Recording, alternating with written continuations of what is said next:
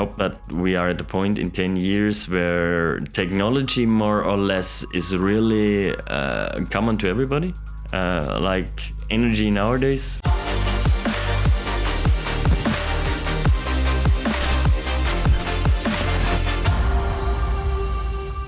My name is Michael. I'm from the esentri Liechtenstein, and my role is CEO of esentri Liechtenstein, founder of esentri Liechtenstein. We are a group of 3 companies in Liechtenstein, Switzerland, Germany. And one area where we work tightly together with our customers is the area of data science.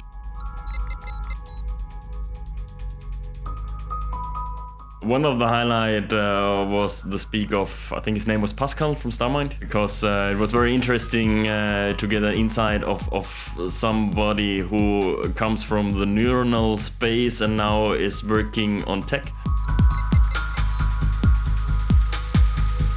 And a few years ago, you were talking about process automation. I think, and we heard that today in some talks, that one main aspect of AI. It is not AI, it is more or less how can I automate tasks which are more or less boring or not so interesting for your employees. And not being afraid that AI will make us useless, but taking things away which are not very interesting for the whole workforce out there.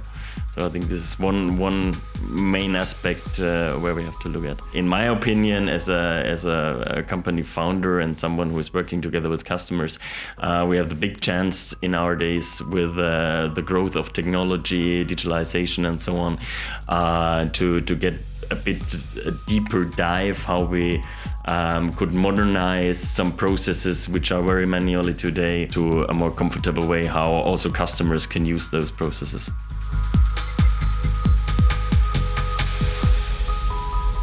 I think there are assets that a country like Liechtenstein has from an infrastructure perspective, from the way of living you have in Liechtenstein, and you can get experts here working tightly together with some leading industry companies. So Liechtenstein has a chance to play a role in that game.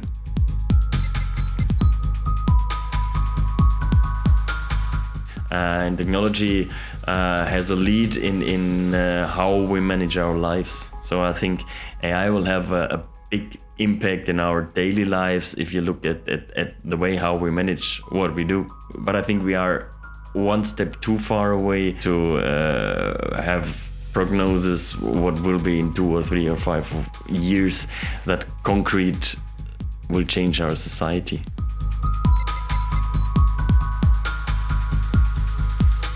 We heard about the different views, the American view, the China view, and maybe the chance of a European, Swiss or Liechtenstein view, which could support society or humans and not government or the big Facebooks and Googles of that world. And I hope that we are at a point in 10 years where technology more or less is really common to everybody. Like energy nowadays. Look at China or look at the whole business models where always you think things are free, but you always pay with your data, and there is always the risk that this data is not used for supporting you, but for putting you into constraints which you don't want to be in.